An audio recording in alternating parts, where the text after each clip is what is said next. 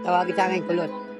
Ano po ulit pangalan niyo? Kulot. Kulot po ang Tawag sa akin. palayaw niyo po dito. Tunay ko pangalan, Octavio. Otapio po. Octavio. Ontapio. Octavio Amican. Octavio. Ayun.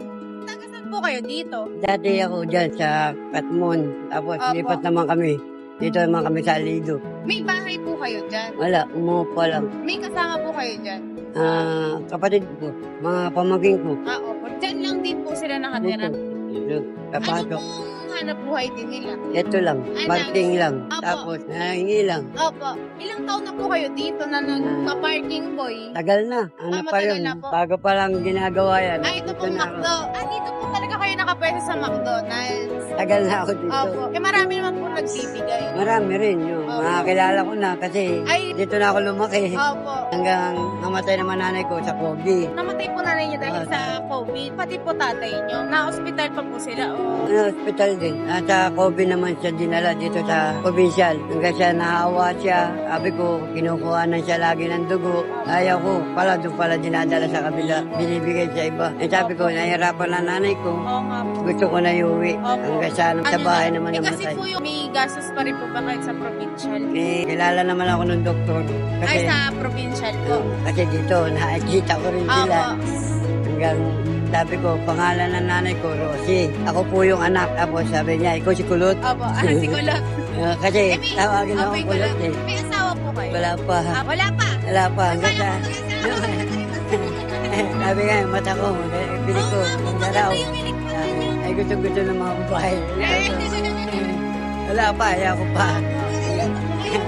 Ayaw, ako gusto eh. Ako gusto sa lahat sa amin. Sa mga Mga kapatid ko, lalayo sa Las Piñas, yung iba nasa Antipolo. Tapos hanggang sa namatay na nanay ko, pinabayaan na lang ako. Hanggang sa wag lang ako magnakaw. Kasama yun. Naranasan ko, kahit ako humingi lang, kahit bari-bariya lang, wag lang ako magnanakaw. Nakatulog pa ako sa tao, nakuha ko pa yung wallet niya, nakuha ko pa yung cellphone niya. Ibabalik. Umiiyak dyan, bata. Sabi ko, huwag kayong mag-aalala, babalik ang cellphone. Tama, bumalik. Sabi ko, saan yan? Ibigay mo sa akin. Kung hindi mo, sa tayo sa munisipyo. Ay, diyan ginawa dito, nakatago.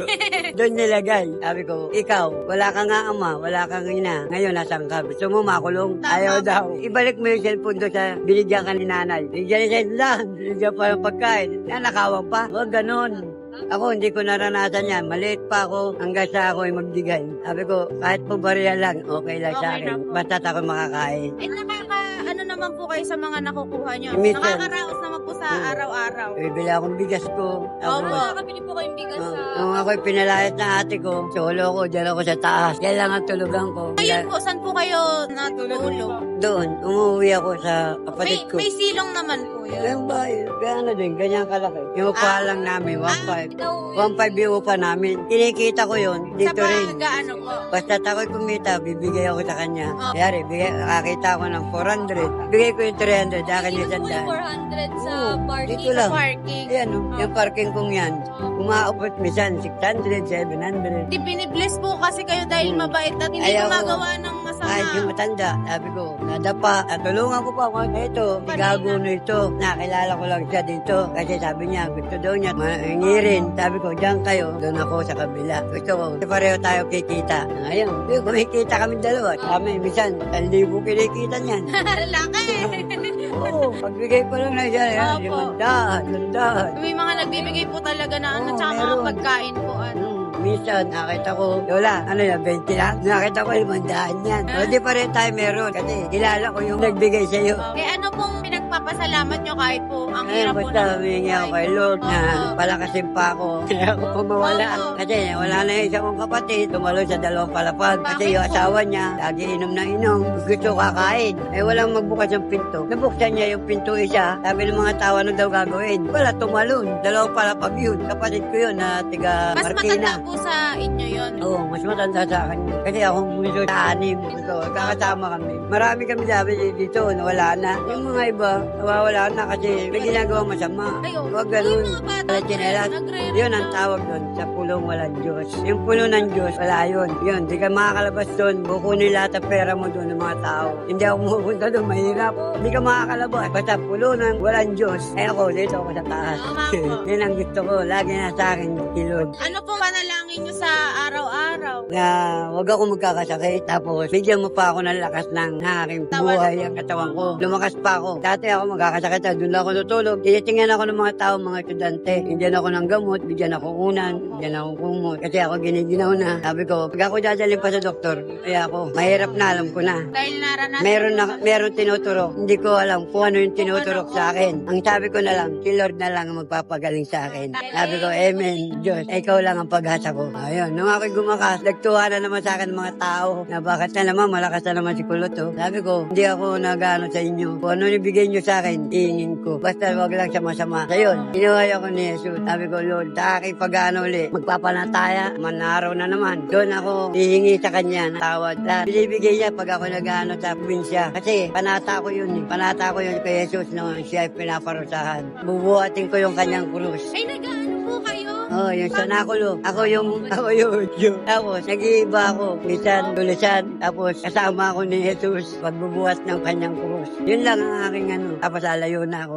Si Jesus naman, hahawak sa akin sa mukha. Sabi ko sa kanya, basta takot pala kasi mo. Tapos, nung pagkabuhay, doon ako lumakas. Yan ang tulong. Sabi ko na, ang nanay ko rin, pala kasi mo, wala rin. Talagang kinuha na ni Lord. Para rin po, wala na sigurong hirap. No, Kaya, kasi hirap na nanay ko. Hindi ko na maano. Sabi sa akin yun, ikaw na ang bahala sa mga pamangkin mo. Wala na ako, hindi ko na kaya. Sige na, basta ang ano ko sa'yo, hiling ko sa'yo. Kung gusto mo naman na yun. Talagang yung kamay, ayaw pa bitawan sa akin. Ayaw pa bitawan yung kamay ko. Yung kamay ko. Nag-uusap pa, wala na pala. Doon na siya nakatingin. Hawak na yung kamay ko. Yun. Tapos na yun, mga kapatid ko, iwanan na ako. pero buti po may kasama May isa po pa akong kayo. kapatid Opo. dyan. Tapos mga pamangkin ko na lang. Yun po ang may anak dun sa mga pamangkin nyo. Kami na lang. Babae po ba yun? Oo. Yun yung anak na ate ko, pamangkin ko. Opo. Tapos yung mga kapatid ko, wala. Isa lang yung kapatid ko, nagtatrabaho lang, papasok. Minsan ang uwi niya, alas 5. Ako na mauwi ko dito, alas 6. Oras po kayo nag-uwi?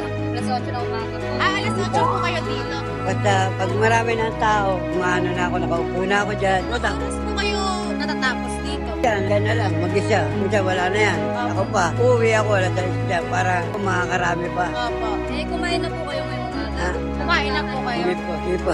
Ito po, meron po diyang tinapay, tapos mga biscuit, tsaka delata po. Ayan, meron akong Opo. kami kakain kami ng mga pamangkin ko. Opo. Salamat. Salamat po. Thank you po. God bless po, kuya. Basta kayo. Thank you po.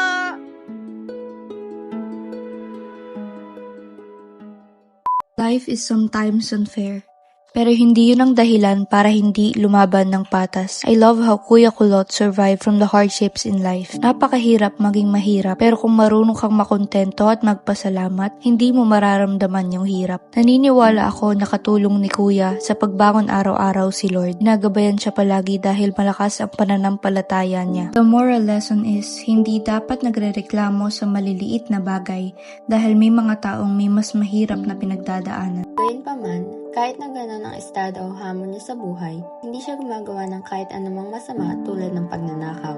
At hindi rin niya nakakalimutang magpasalamat sa nasa itaas, ang Diyos.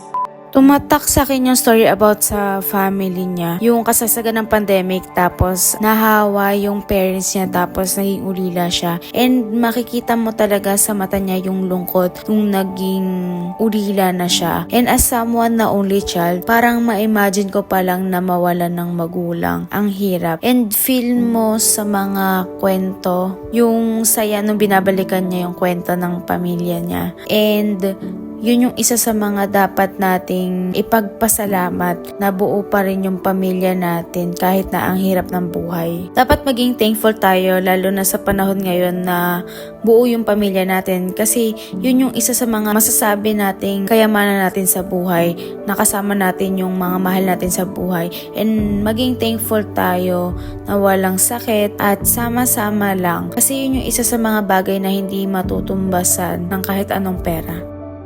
Sa storya ni Kuya Kulot, napagtanto ko na sa buhay, kahit anong mangyari, gawin mo ang mabuti at sa iyo'y babalik ng libu-libong pagpapala. Kahit gaano kalapit ang ibinato ng buhay sa kanya, nanatili at pinili niyang maging mabuti at mamuhay ng may karangalan at dignidad. At sa tingin ko, yun ay kahanga-hanga sa kanya. Ang kahirapan ay isang hamon sa buhay. Pero hindi ito hadlang para maging mayaman sa pagmamahal sa pamilya at maging mabuting tao. Sumasalamin pa rin ang pag-asa at pananalangin sa Diyos sa bawat pagsubok na hinaharap para sa magandang kinabukasan. Kaya ang kahirapan ay isang panawagan sa pagkilos para sa kapwa mahirap at mahiyaman. Isang panawagan na baguhin ang mundo upang marami pang ang taong magkaroon ng sapat na makakain, disenteng tirahan, akses sa edukasyon at kalusugan, at proteksyon mula sa karahasan. Amen, Diyos. Ikaw lang ang pag-asa ko.